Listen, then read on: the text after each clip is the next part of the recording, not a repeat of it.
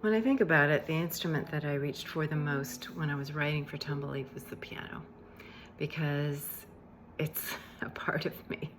I've been playing since I was 6, and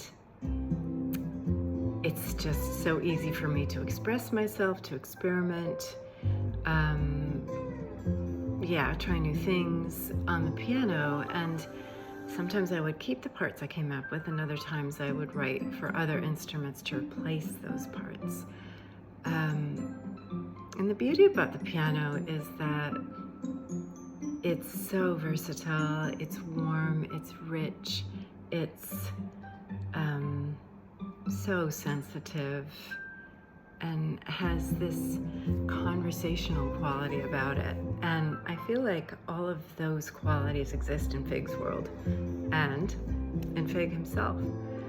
So it felt kind of perfect.